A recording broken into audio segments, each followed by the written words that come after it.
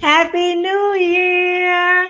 I am so glad that we are alive in 2025, and I'm glad that you're here today with Touche Life. Oh, all that rhymes. We're vibing. Happy New Year again. I'm glad you're here, and I'm excited to share what we're talking about. As we go into this new year, let's talk about some of these resolutions we made. But first, I really have to tell you about a really bad breakup that I went through.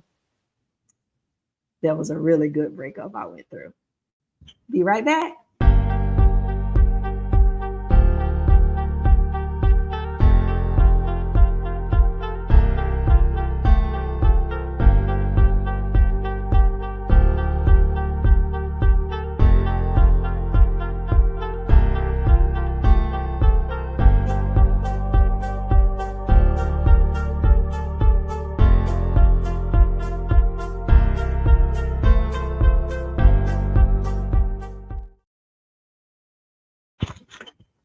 Hey, welcome back to Touche Life. I'm your girl, Alma T, and we're kicking off vibing in 2025. And so I'm glad you're here, like I said before. And I know that what we have to share with you today is really going to bless your spirit because it helped me.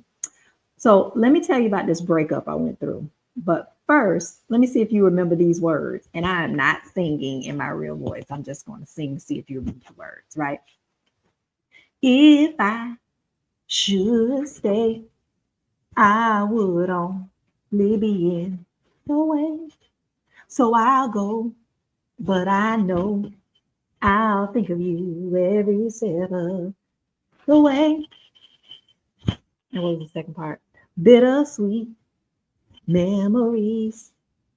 That is all I'm taking with me. So goodbye. Please don't cry. We both know I'm not what you need. And then, of course, and I will always love you. And that beautiful part right there.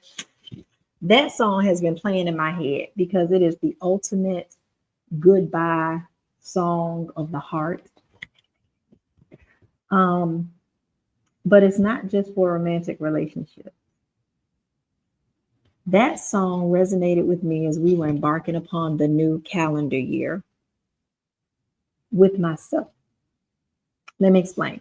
I'm not really a New Year's resolution person. I never have been. I don't think I kind of have to wait till the new year to really get anything done or make a change. I believe we can kind of like start a diet in the middle of a bag of potato chips, as we used to say. But there's something about the new year and having a fresh start and a clean slate. And I so get it. I really get it and I respect it. And as I was on social media, because I took a little bit of a sabbatical, God had me kind of step back and it was more of a cleansing and embracing period. But all of a sudden the post started. And please don't take this the wrong way. I respect and salute all of those. I understand the intent and the heart of us wanting to make the resolutions and start fresh, and I respect it. So this is in no way to cast that down or discourage. But I noticed that every year it's the same routine.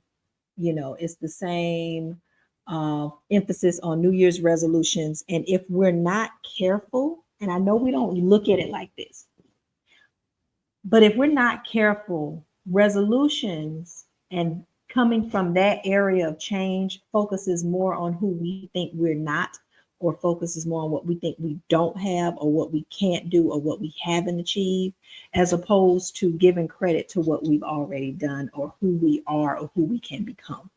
I know that was a lot. So let's just kind of break it down, right? And I'm really excited about this because we named it as New Year, New Me question mark, or New Year, Better Me. See, when we say we New Year, New Me, we're almost implying that the old me wasn't good enough.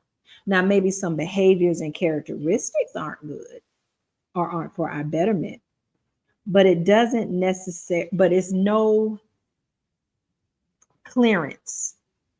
And it's not even healthy to discard who we are. But when we say New Year, Better Me, we are not discrediting ourselves and our presence and our value in who we are. We're just determined to add on and develop who is already there. Because can't you just agree that who we are And even the good, the bad, the mistakes, whatever, they have contributed to who we can become and who our best self can be.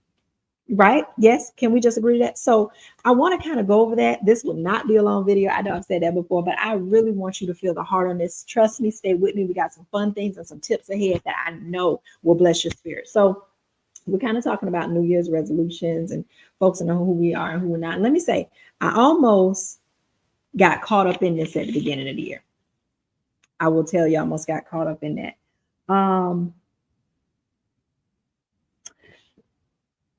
I was beating myself up in a way. I was somewhat disappointed in myself because I didn't finish my third book, or I didn't publish my third book by the end of the year like I wanted.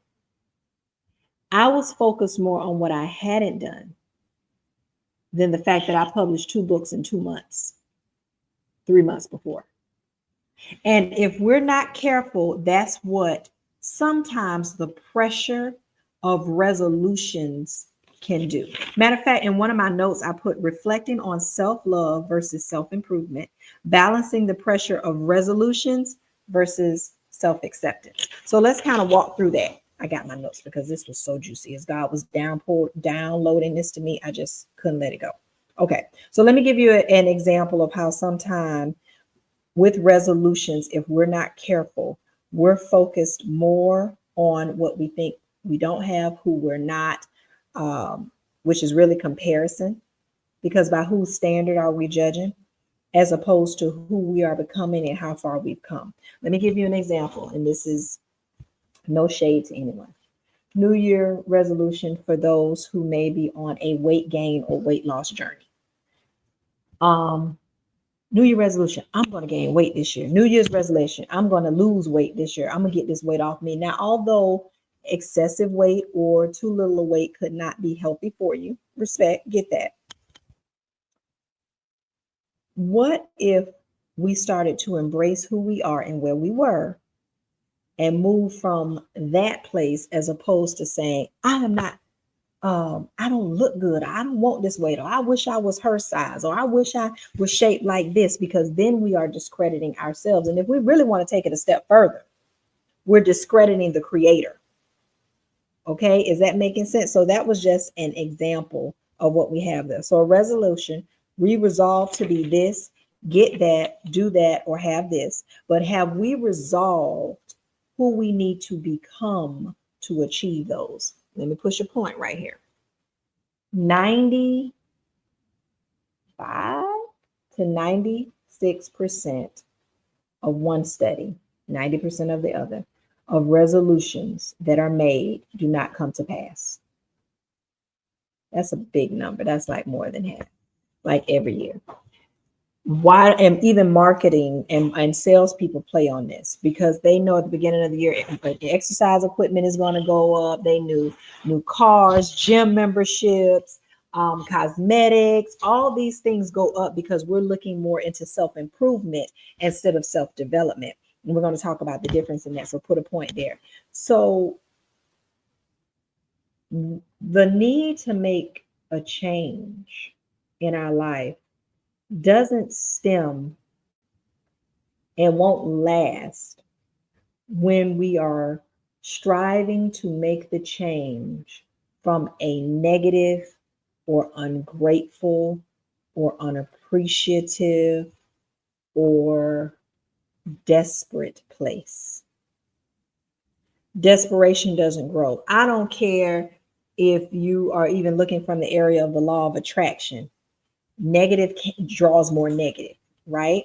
So when you're looking at that, there are a few things that we can do, and I had to do with that breakup to learn how to achieve what we want. Because when we're striving for those resolutions, they're not lasting because we haven't changed the mindset or the heart set to be able to achieve those things, because we're doing it from a separate place. If you remember the book, one of the books I published, in it, it talks about because I get to have a get to mentality. So when we are saying we have to lose weight, because we don't like our bodies. Well, let's just think about it from a personal perspective. Who wants to be around somebody they don't like? And that includes us. The atmosphere doesn't understand the difference in what you're saying. Your subconscious mind isn't understanding that. All they're understanding is you don't like where you are. So who wants to be around that? And then you're striving from a place of self, I don't want to say self-hate, but self-dislike. Self-dislike, whether we realize it or not, we're moving from that place. Now we can dislike the excess weight or the lack thereof. We can dislike the money habits. We can dislike those things, but we should never dislike ourselves. So what would change in our minds when we change our thought process? We're not doing it from a place of what we don't like and negativity. We're doing it from a place of embracement and love. And I care for you so much. I'm going to do this. Let me give you another quick example. Say you have a partner or a child, and you say, I can't stand the way you dress, and I'm going to change all your clothes because I just hate the way you dress. Instead of saying, you so fine, you are so fine, I would love to kind of play and amp up your style a little bit because I think you'll even be more attractive to me because you're already with the person because you like them and care about them. You love them, right? But you want, because you love them, you want to enhance them, not change them. You're not trading them out for a car. You just want to enhance what qualities you already like. I hope that's making sense. So let's talk a little bit about that. And that's the mindset that has to happen, because we're willing to change things, but we're not willing to change the mindset or the heart space, or better yet, the perspective of how we're going into it, which will help to us to complete the goal that we have in mind. And that's goal setting 101. You make a decision based on where you want to go, not on what you dislike and have been. Okay. So what if our resolution was the first thing, embrace who we are? So get your pen and paper. Let's just get into this. This is really good. Grab your pen and paper. What if the first thing you did, very first, this is like A and ending, you embrace who you are?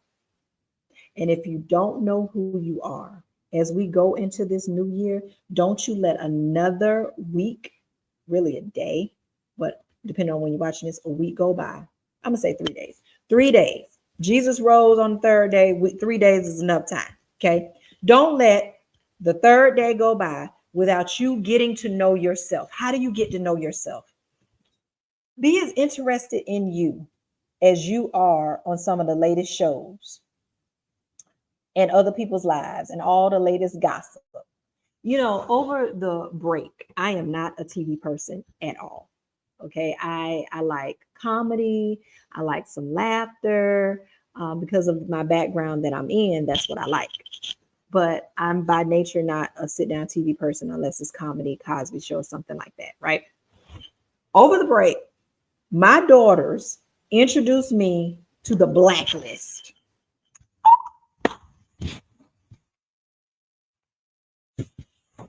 Oh my! When I tell you, binge watched the Blacklist, I loved everything about it. Reddington, all of that, all of that. I fell in love with the show. I was so interested in the show. I was piggybacking on the show. I was checking other scenes of the show to find out what happened from the season before. Like, it's 10 seasons. I think we're on season at the end of season 7. That's how real it was. Okay. So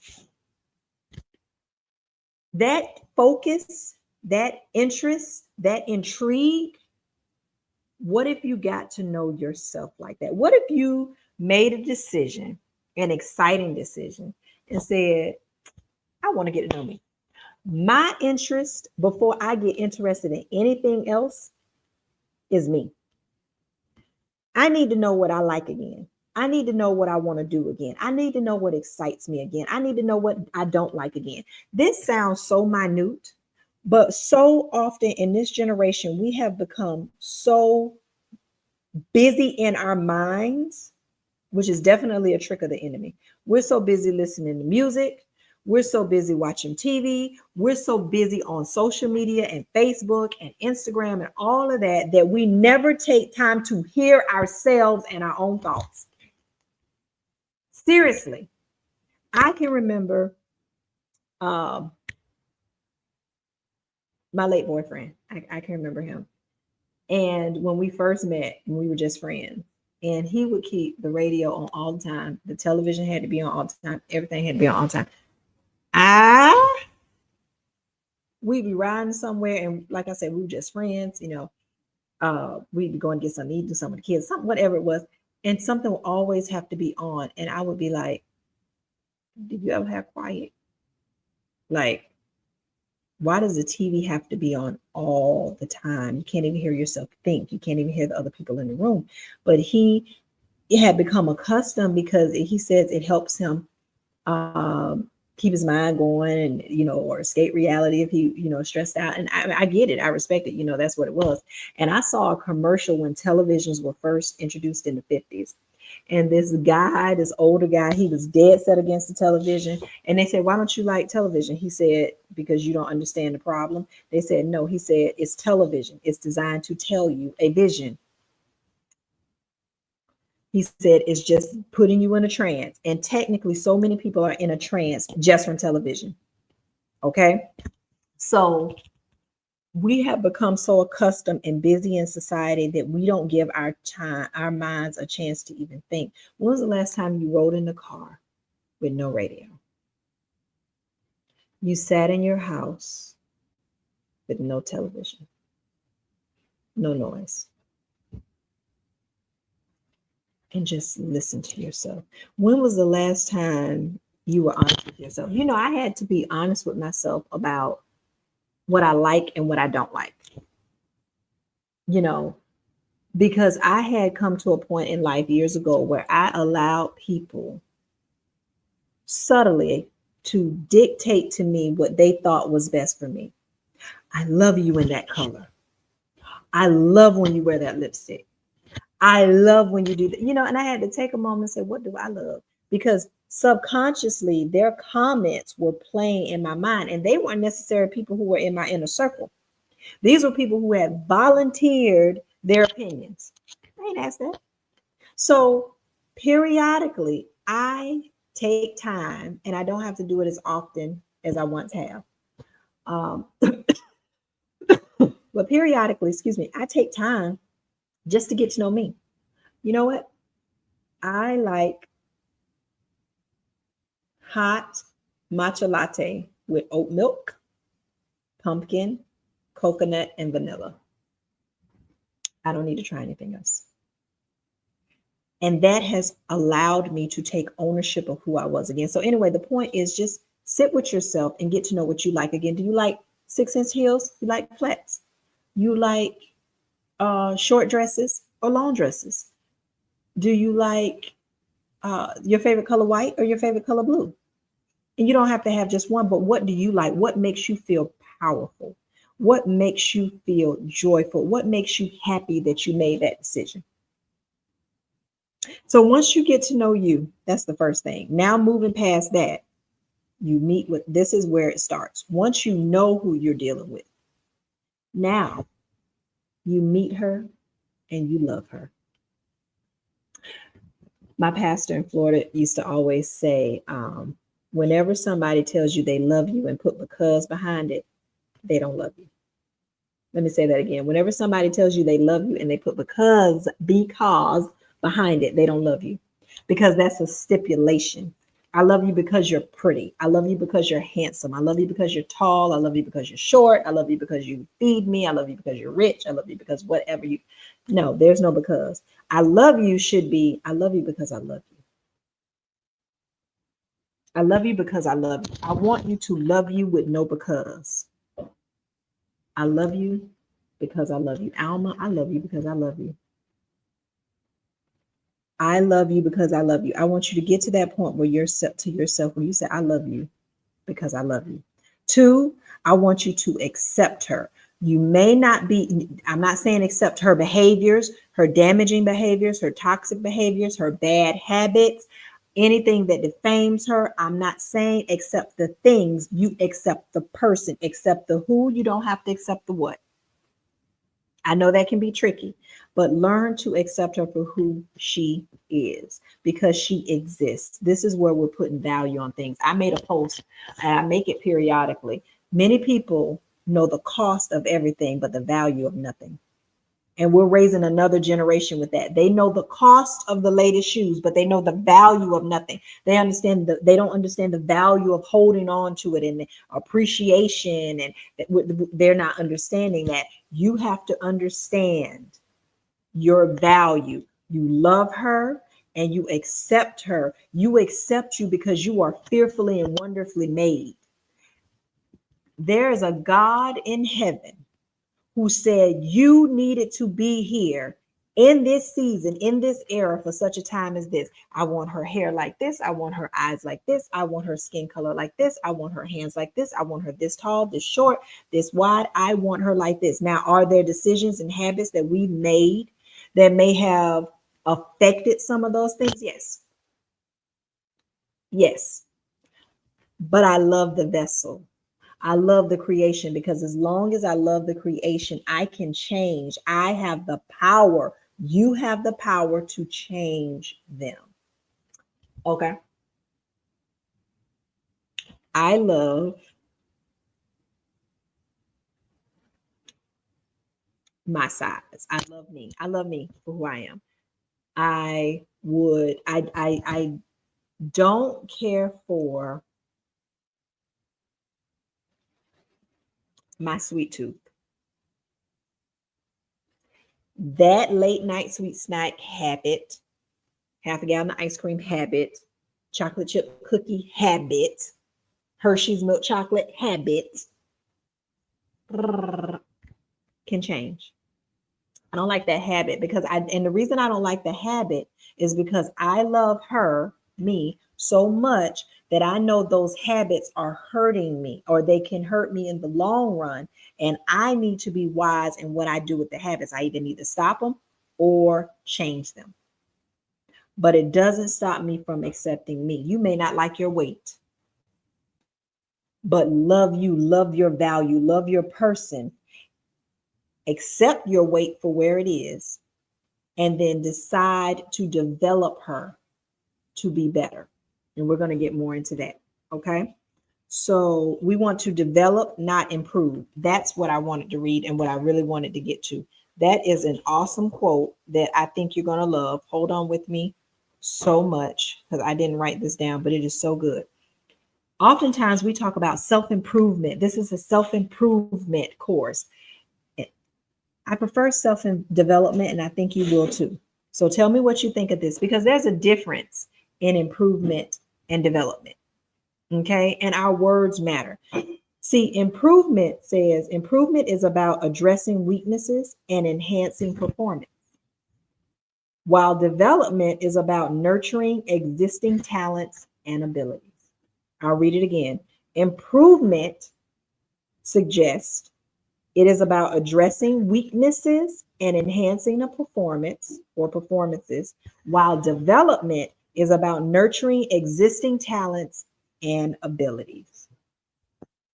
When we come from a place of self-improvement, which is what most New Year's resolutions are based on, it is implying that it is focusing more on our weaknesses and what we think is wrong and what we think is negative about us, as opposed to when we focus on embracing what we have and development, we don't leave out our gifts. We don't leave out our value, if that makes sense. Okay. So I want us to focus, once we meet her and we embrace her, we're going to focus on developing her, not improving her. Okay. Improvement carries the negative implication that something is wrong or inadequate. It is hard to sprout when you're focused more on what's wrong than what's right. When we focus on improvement again, we can tend to cut ourselves short and forget all of the gains and strengths that we always have. That's what the enemy wants. Remember, he's the accuser of the brethren, and he only wants us to focus on our faults, not our faith, our friends, or our future. And like I already told you, that happened to me because towards the end of the year, and I was wrapping up things, and I had an amazing Christmas. My older children were here. Excuse me. Excuse me. My older children were here from Florida with my grandchildren. It was a time where all six of my children and grandchildren were in one place at one time. It was an amazing time. And after they left and went home, even though I had the most amazing time, the enemy almost tripped me and was like, it's the end of the year. You still haven't finished your third book. And I had to catch myself because if I started and would have made the resolution or the plan to, I'm going to get on it and I'm going to make this book happen, which there's nothing wrong with that. I forgot to give myself credit for the two books that I have already published. I cut myself short, and that's not fair. So I had to do a quick pivot. Now, our theme for Tashay Life, y'all already know, is strength through truth, testimony, and transformation. Okay. Now, this isn't about ignoring our weaknesses. We're not ignoring the weaknesses. We're not ignoring the areas that need to change. Okay. We're going to focus on our strengths. In one of my businesses, a great lesson that was always taught to us because we were predominantly women is when we focus on our weaknesses, it's hard to grow. And usually we compare our weaknesses to someone else's strengths. So I compare the fact I don't know, I'll use something. I am not organized and Sally Sue is extremely organized. But let's just say Sally Sue is not punctual and I'm extremely punctual. We tend to play that comparison game and it is detrimental. It is detrimental to us. So that's why we're going to embrace and love us. And we're going to focus on strength through true testimony and transformation. Again, we're not ignoring our weaknesses, but we're going to focus on our strength. So for me, resolutions actually started earlier in the year, way before New Year began. I was dealing with making the resolution mindset, the changing, what needs to change for me to become who I desire to be, who I was created to be. You know, whenever you have conflict in achieving something, who you're trying to be and what you got going on, there's a conflict and confusion and something is unaligned. You have to search those areas and only you know what those areas are. If you're constantly trying to lose weight and or gain weight, because there are people that really try to do that and nothing is working, but you're eating out every night, or you refuse to not bring your lunch to work and you're going out every day for lunch eating fast food, there's a conflict there. There's going to be some confusion. Okay. There's going to be some congestion. And those are the habits that we need to change. But it doesn't mean we need to get rid of you. People don't get a flat tire and then throw their car away. They don't get a flat tire and just decide this car is no good. So we have to stop discrediting ourselves this year as we do that. And we have a lot of activities planned at Touche Life. I can't wait to tell you about them. But I want you to remember that the testimony, the transformation comes when we testify about it. And we testify about it comes when we actually own, accept, and tell the truth. Okay. So let's talk about some of the ways as we run through these that my resolution started prior to 2025. And I know that these will bless you. The first thing that I had to do is I surrendered. I didn't like the way life was going. I didn't like the way I was feeling. I didn't like the way at times I was handling things, or things were just in my life. If I didn't like the way I was looking, if I didn't like the way, if I just didn't like the way something was, I stopped. The first thing I did is stop and I surrendered everything to Christ. He's the only one that could do anything about it. He's the only one.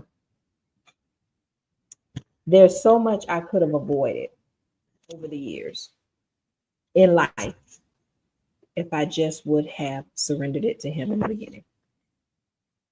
So much I would have avoided, so many things, even in business situations. If I just would have listened to him from the beginning, I would not have wasted, even though it wasn't a terrible waste because we grow. So I take that back. Every experience, all things work together for the good. But I wouldn't have had to make the detour or had the detours that I've had I listened. Um,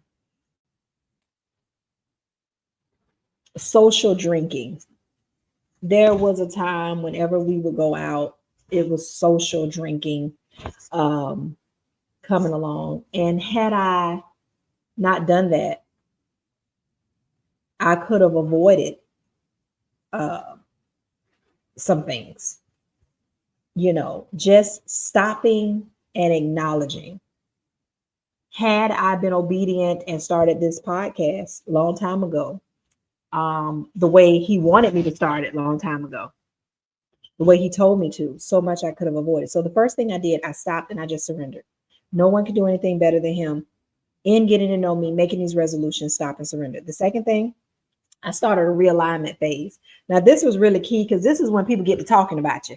This is when people are like, oh, she acting funny. Oh, this is changing. No, no, no, no, no. This is the realignment stage. This is when you start putting things in order.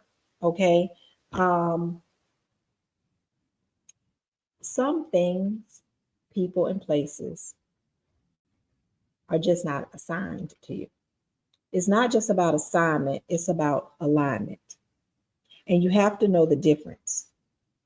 And you have to be willing to be courageous enough to make the changes. Everybody may not understand it at first, and they don't have to. But alignment is necessary in order to move forward.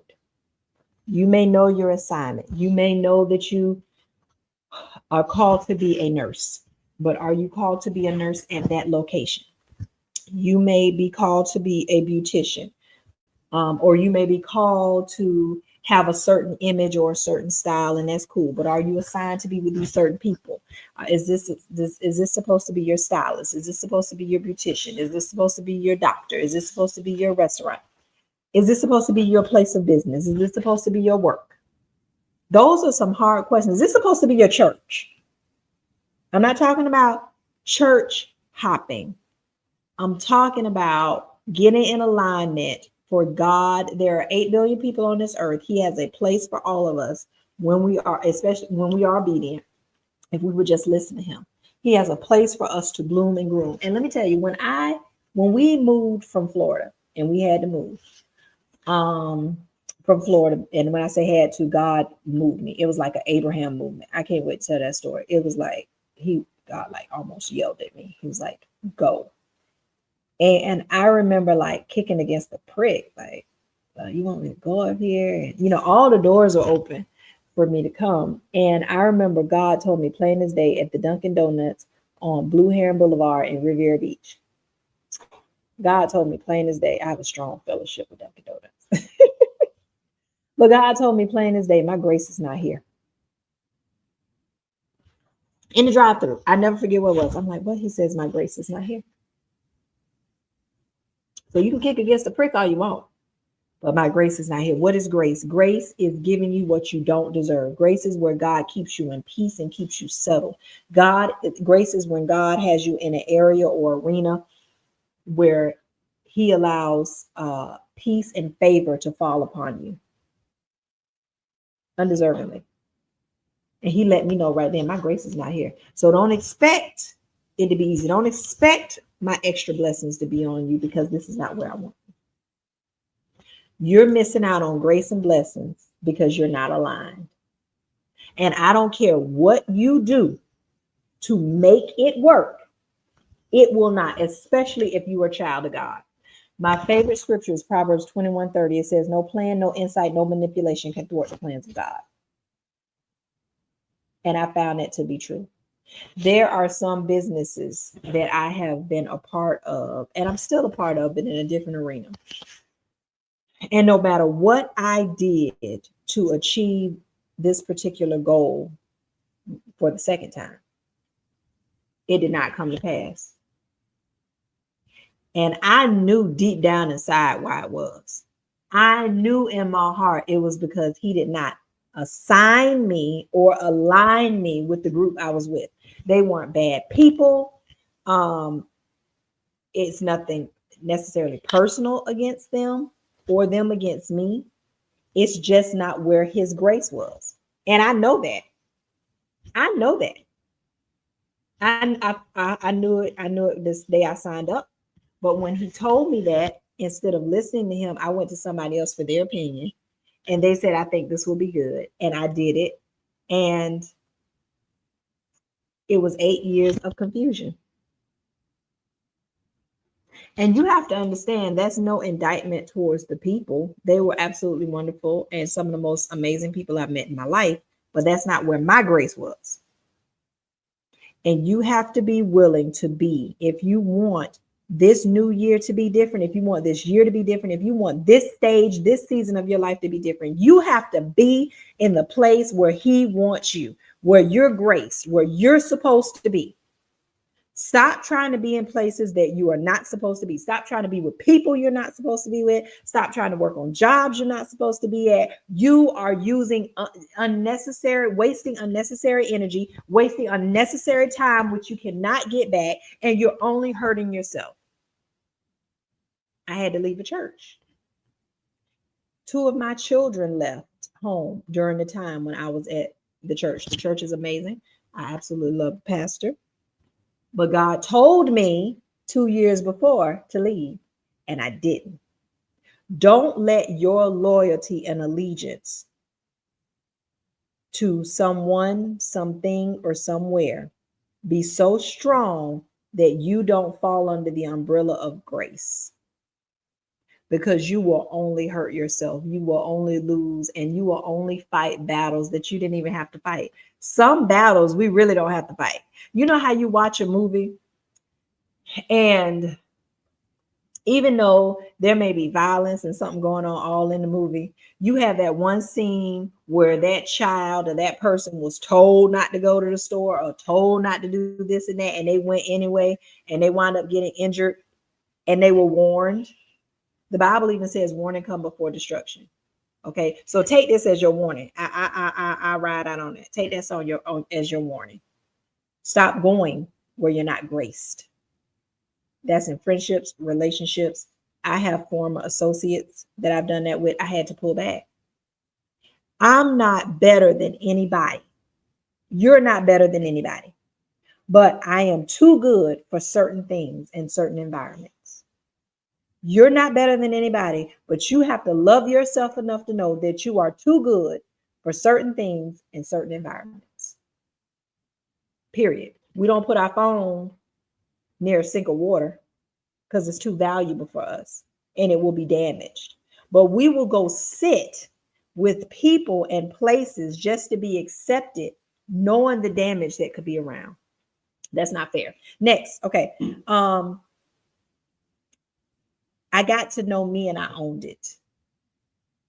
I got to know me and I owned it like I used to before I allowed others to define me. And you may not, we talked about this a minute ago, you may not think you've done that, but I'm not talking about positive influences, okay? I mean negative, toxic, damaging influences in my life, and they may be in those of the people of the life I love. You know, I've had I have a friendship. She's a friend. She's a distant friend now, but we got close during my divorce. And sometimes people appreciate and enjoy your struggle and the level and self-esteem that you are during your struggle more than they do when you come out. They love that time to feed, because when you come out, I don't know if they don't expect you to. I'm not sure. But we became extremely close And she was definitely there for us. We were all there for each other. When I went through my divorce, it was no questions asked. But as that healing went and we matriculated and got better, and I mean, all of us were sleeping on each other's couches, a group of us, and we would take turns, you know. But as we matriculated and and as I got better, I started noticing her lack of boundaries. Like she was always the one who felt she needed to tell me how pretty I was to make me believe it. I didn't need you. That wasn't my issue. And we could literally be out somewhere and this chick would say something like to a guy, a random guy, like, don't you think she's pretty? Like, I mean, and I'm like, and I told her, don't do that. So once you tell a person once, maybe twice, it's hard, but maybe twice. This thing you doing, I don't like that. Don't do that. Don't cross that line. And they continue to cross that line. They continue to treat you with no boundaries. That's a person that don't respect you. They don't respect you. They don't respect your values. They don't respect your care and concern. And they don't deserve you. That can be an emotional, romantic, professional, spiritual, I don't care, parental relationship. I love my children, all six. I will pick up the world for them. But I always told my children, you can be upset, but you can't be disrespectful. You don't get to disrespect me. You don't get to. Me correcting you is not disrespect. But you cannot disrespect me.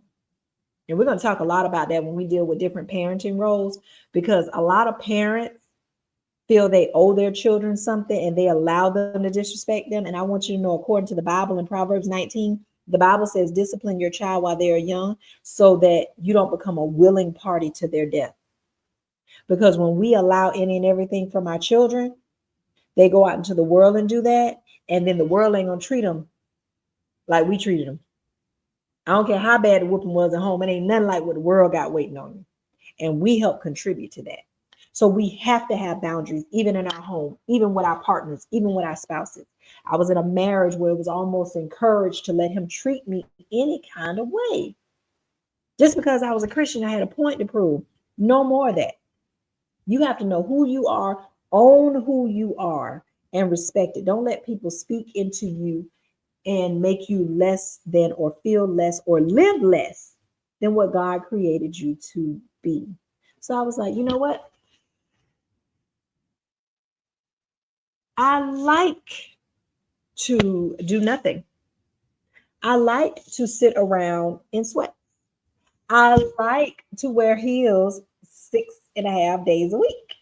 I like the mink lashes as opposed to the silk lashes. I like it.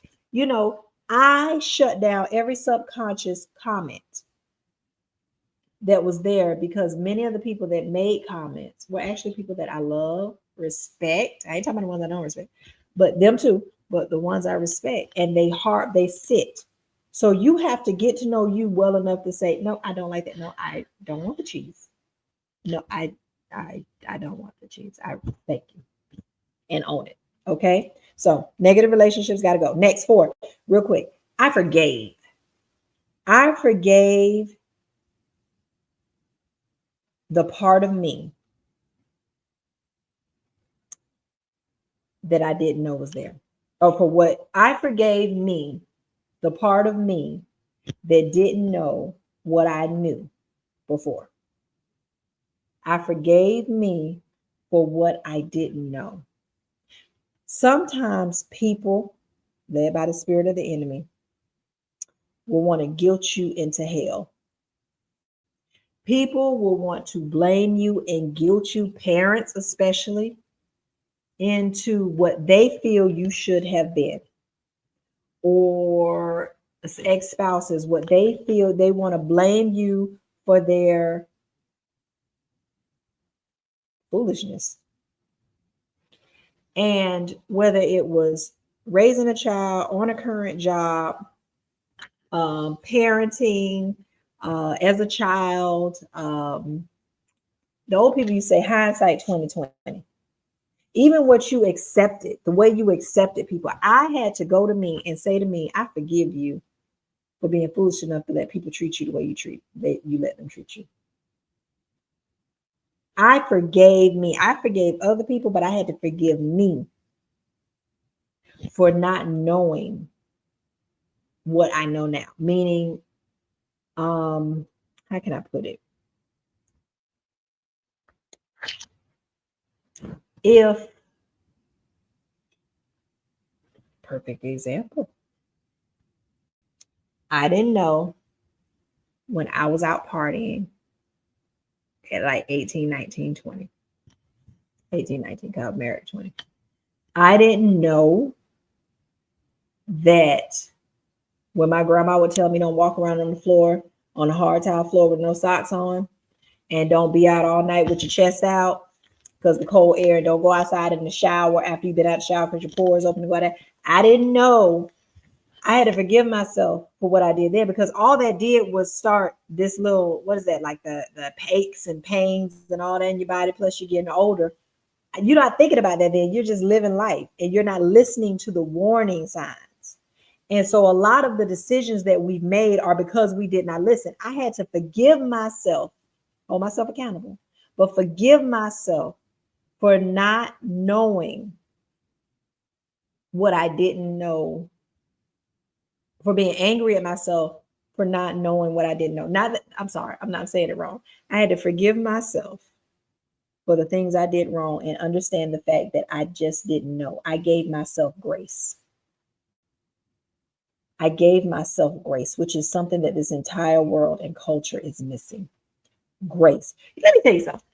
This aggravates me. This aggravates me.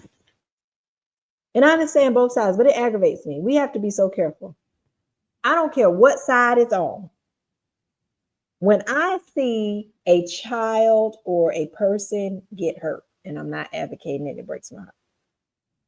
When I see people get hurt, and you have someone, you have parent A and parent B, parent child A, parent child B, right? And parent child A hurts parent child B. Parent child B is going to go to jail. Parent child B is pushing the judge to make parent child A suffer. Parent child A, even though they did what they did to parent child B, is begging for mercy. Never fails. Flip the script. When parent child B does something to parent child A, the same one that was pushing for parent child A to get the book, they're now pleading for mercy for parent child B, and parent child A is pushing and asking for no mercy on parent child B. It's amazing how that happens. We don't want to give no grace or mercy as long as it's not us. But the minute the tables turn, we want grace and mercy. Give yourself that grace. Forgive yourself for what you didn't know. Forgive yourself and own the fact that you did the best you could with what you knew. And you're alive to make a different decision. Okay, so that's it.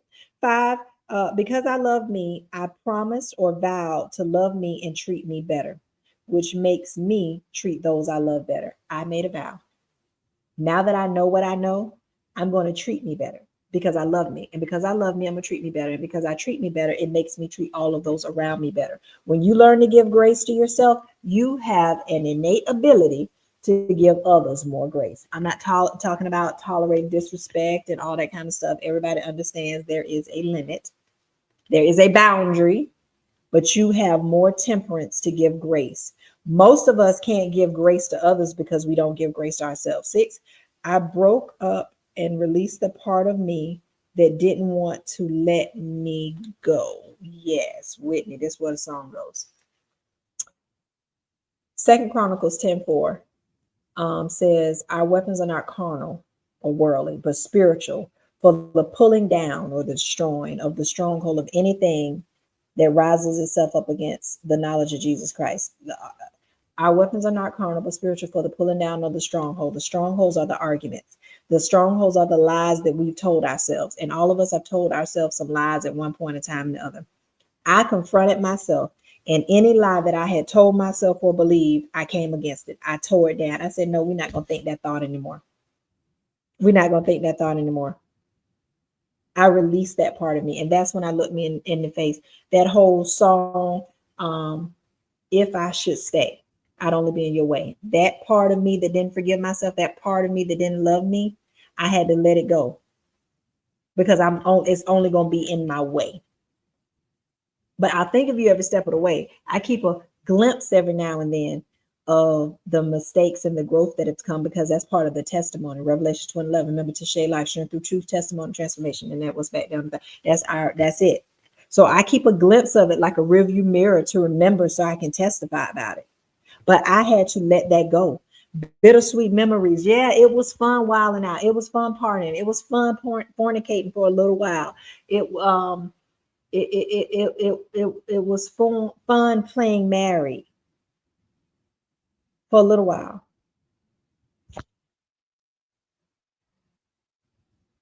But it didn't serve me well. The drinking didn't serve me well. The partying didn't serve me well. You have to come to a point where you look at yourself and say, what isn't serving me well, and break up with that part of you. Be willing to let her go because you love you, the real you, so much. I did that and I accepted me. Now I know I'm not perfect and I don't want to be perfect. I don't want to be perfect. That's why we should focus on better me, not new me. See, if I'm perfect, I couldn't learn anything and I couldn't grow and I couldn't meet the wonderful people throughout the different stages of life and seasons of life. I couldn't see God in transformation. I couldn't see God in development. I couldn't see God if I was perfect. When we make these New Year's resolutions, we are striving to be a perfect us. I'd be perfect if I was like this. If you want to be perfect, you might as well be dead, because there's nothing else for you to do. There's nowhere else for you to grow. There's nowhere else for you to help. You can't help nobody if you've never been anywhere. That's why development is so much better than improvement. When you're in your development, you are taking the wonderful version of you that you are, focusing on those strengths and developing them even more. And the more you focus on the positive, the negative, the more the negative has to diminish. Okay. 7, I release people, accepted them, extended peace, understand they were just a part of the season. We kind of talked about that. I release people. I release people from me. I no longer expected them to be who I wanted them to be. There may be people in your life and you are longing for this relationship. You're longing for this bond. You're longing for them to see you how you want to be seen. Sometimes God hides you from the people you want to be seen by because they're not safe. There may be a guy you really like. There may be a job you really want, and they just can't see your value. Don't count it off as a bad thing. They might not just be worthy of you. I've never met very many people that let anybody hold their Bentley. I know quite a few people that let you hold a Honda. Be a Bentley in this stage of your life.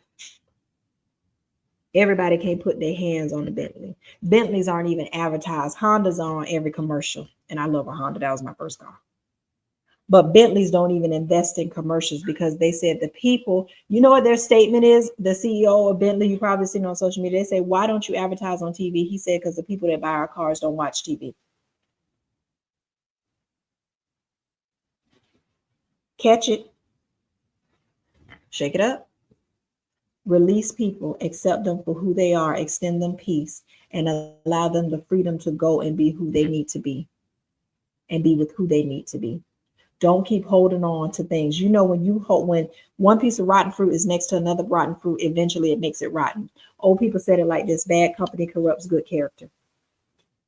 You keep hanging on. You're totally devaluing yourself from people that don't want you, don't see your worth, don't appreciate you. They don't want to see your worth. They don't want to see your value. And it's okay. It's not for them to see. It's for you to see. The people who really want to see you, they gonna see you. They can't help it because they're looking for you. When I'm looking for my matcha, I find my matcha. If one Dunkin' Donuts say they out of my matcha, I know who to call to get my matcha. I'm gonna find my matcha.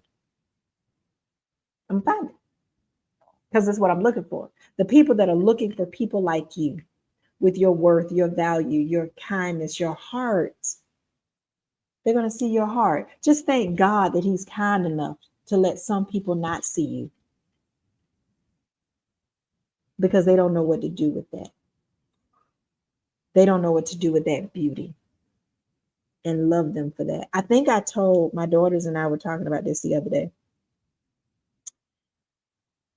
We were talking about a person that lets you go.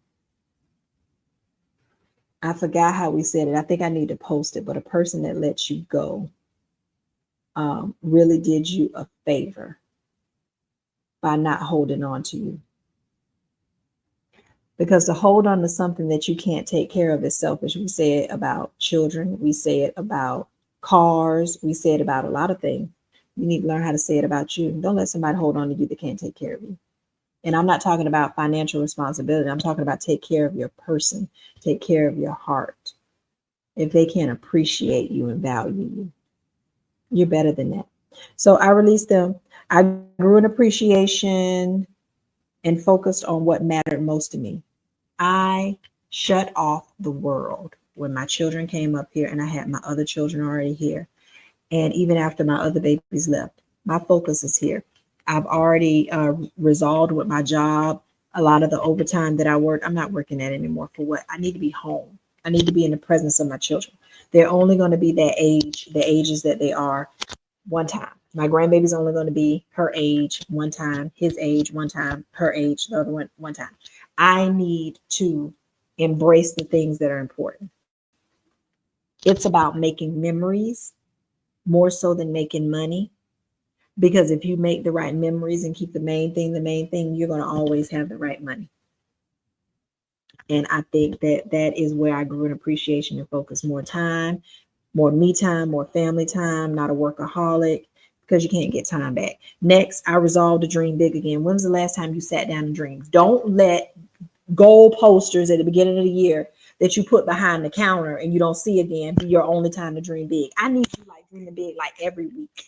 Like put your like one woman, her name is Gloria Mayfield Banks. She's in Mary Kay. She's retired now, but she was amazing. She had us take our goal posters and put them in 5 areas of the house. Whatever goal we were working on, it'd be in the bathroom, the TV, the front door, the bedroom, the car, wherever it was, because you keep it in front of you. We do these big resolution parties and goal poster parties, and I'm not against them. I understand them. Me and my children do them, but we do them multiple times a year. I have my children write out things multiple times a year because you keep it in front of you so it's fresh, it's alive. It becomes a part of your mind, your memory. Make it your screensaver. You know, the better you life, the better home. Nothing's wrong with your home now. So how can you make it better? Put up a drake, put up a sheer, change the carpet, whatever you want to do. Embrace it. Dream big.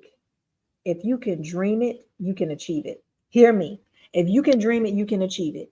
If you can dream it, if it comes to your mind, I used to tell people, I don't dream about becoming a brain surgeon. I know people that want to become a brain surgeon. I ain't never dreamed about becoming a brain surgeon because I don't care about becoming a brain surgeon. They dreamed about becoming a brain surgeon because that's how God has enabled them and knit them together. That's in their DNA. That's their passion. That's their calling. And we'll talk more as we go into the year, especially in March, about your calling. That's more of your calling, what you're thinking of. She's thinking of nails. You're thinking of hair. They're thinking of auto mechanic. They're thinking of oil and welding. They're thinking of money and finance. And that's part of your calling. Dream on those things. Because if you can dream it, that's what God wants you to move towards. And as you dream on it and think about it and envision it, it becomes more of a reality. You draw it more to you and you draw more to it. That's the God part. He does that. But you got to make faith that you can believe it. You can have more and be more and do more. But because of who you already are, you just develop on that because you already have what it takes.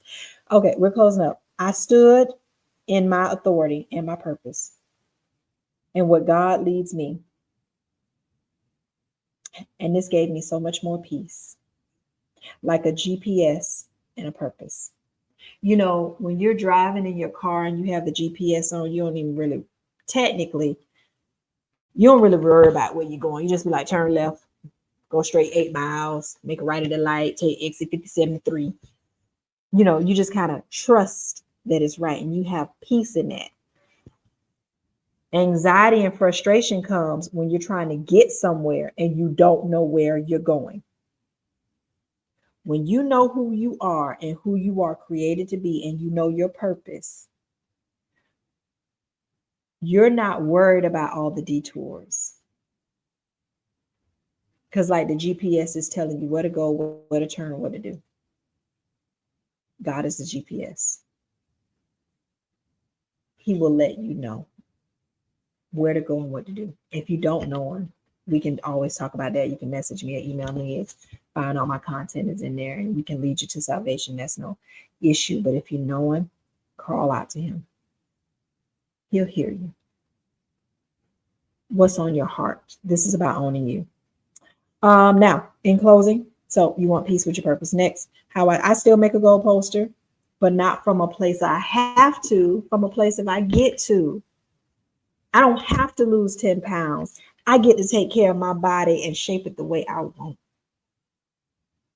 I don't have to, I gotta buy me a house. Ooh, I get to strategize how to come up with my dream living space, creating a home where I don't even have to vacation from. It's not I have to go to work. I get to go to work, earn a living, help others in the process, and get whatever perks and benefits I get from this job until it's time for me to go. What if for a week, I really want you to try this. For a week, I want you to change it from I have to I get to. I don't have to work out today. I get to work out.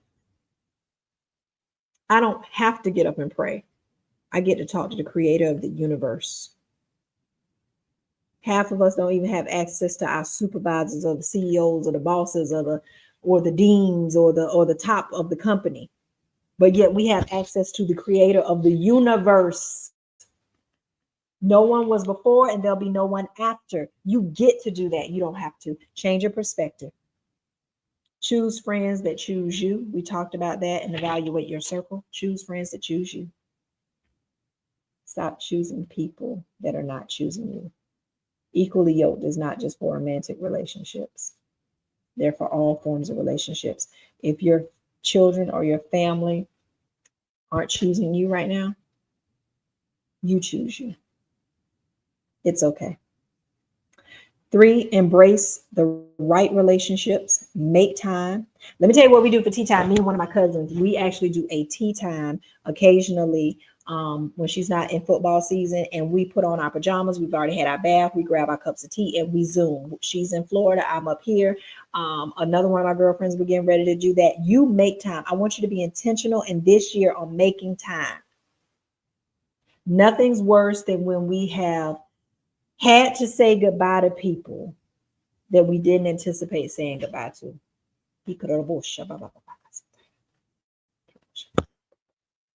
Hallelujah, Jesus. Spoke with someone today, had somebody at their house over the holidays, was supposed to come over Christmas, was supposed to come back New Year's after the party on over the Christmas holidays. They passed away. Just like that. You know, so let's be intentional on what we do. And make time your priority with your kids. Reward yourself. This is really, really good. I want us to start rewarding ourselves. It's important for us to reward ourselves. It's important for us to do something for yourself each week. Tell you how proud of yourself you are. I'm going to give you a challenge. I literally want you to take time every week to give yourself a hug and say, I'm proud of you. I'm thinking of you. I want you to keep going. I'm supporting you. What if you did that to yourself every week? It would make a huge difference. And lastly, I believe if we're not careful, oh, my pastor back in Florida used to always say, just because someone's been doing something for a long time doesn't necessarily mean they've been doing it correctly or they've been doing the right thing. Just because you've been doing these cycles or we've been doing these things over and over again, it doesn't necessarily mean it's the right thing or the best thing. So we're going to make a pivot today and we're going to do the best thing. I believe that if we're not careful, we made resolutions an idol and a cycle. And that's where we fail because we feel like failures when we don't complete it. In one of my businesses, Mary Kay would always say, you fail if you quit. And my question was, says who and by what standard? Because if I had to quit, if having to quit was better for me, then I didn't quit me. I quit what was not good for me. So you have to make a decision this time if you're going to quit the things that are not good for you. So Happy New Year again. I pray this blesses you and just touches your heart like it did me. I want to hear how you implemented some of these ideas. I love you. It's a new year fiscally, but you can make a change and you don't have to wait till the new year. So please like, share, and subscribe. I love you and I can't wait to hear from you. Have a great rest of the new year.